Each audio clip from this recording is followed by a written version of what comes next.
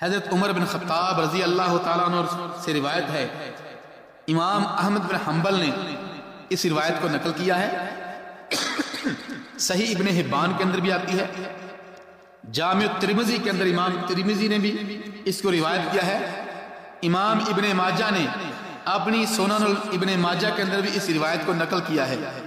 حضرت عمر بن خطاب رضی اللہ تعالیٰ عنہ ارشاد فرماتے ہیں کہ رسول اللہ صلی اللہ علیہ وسلم فرمایا، قال رسول اللہ صلی اللہ علیہ وسلم لو انکم توکلون علی اللہ حق توکلہ لرزقتم کما یرزق الطیر تغدو خماسا وتروح بطانا۔ عمر بن خطاب رضی اللہ تعالیٰ عنہ فرماتے ہیں کہ رسول اللہ صلی اللہ علیہ وسلم نے ارشاد فرمایا، نبی علیہ السلام نے فرمایا کہ اگر تمہارا بھروسہ، تمہارا یقین، تمہارا توکل اللہ تعالیٰ پر مضبوط ہو جائے، کما حقہ، اللہ تعالیٰ پر تم توکل کرو، فرمایا اللہ رزقتم، تو تمہیں رزق دیا جائے۔ ہمارا موضوع کیا ہے؟ اسباب الرزق، اللہ کی رزق کی خزانوں کی چابیاں، مفاتیح ابواب الرزق، اللہ تعالیٰ کے رزق کے دروازوں کی چابیاں، کنجیاں، یہ ہے ہمارا موضوع کہ کون سا ایسا کام ہے کہ جس کے ساتھ رزق مل جائے۔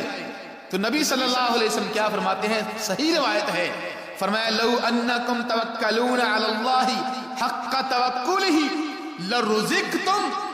نبی صلی اللہ علیہ وسلم فرماتے ہیں تمہیں اللہ پر اگر کما حقہ توکل ہو جائے، تمہارا بھروسہ ہو جائے، فرمایا لرزقتم، تو تمہیں اللہ کی طرف سے رزق کے خزانے کھول دیے جائیں۔ کس طرح؟ نبی علیہ السلام نے آگے مثال دی ہے، فرمایا کما یرزق الطیر تغدو خماسا وتروح بطانا۔ نبی صلی اللہ علیہ وسلم ارشاد فرماتے ہیں کہ تمہیں اس طرح رزق دیا جائے کہ جس طرح پرندوں کو رزق مل جاتا ہے، کما ترزق الطیر، جس طرح پرندے کو رزق ملتا ہے۔ نبی علیہ السلام فرماتے ہیں تغدو خماسا وتروح بطانا۔ تغدو خماسا، خماس کہتے ہیں جس کا پیٹ خالی ہو، جس کا پیٹ خالی ہو۔ نبی علیہ السلام فرماتے ہیں تروح خماسا، صبح پرندے اٹھتے ہیں خالی پیٹ، اٹھ کر اللہ کے رزق کی تلاش میں نکل جاتے ہیں۔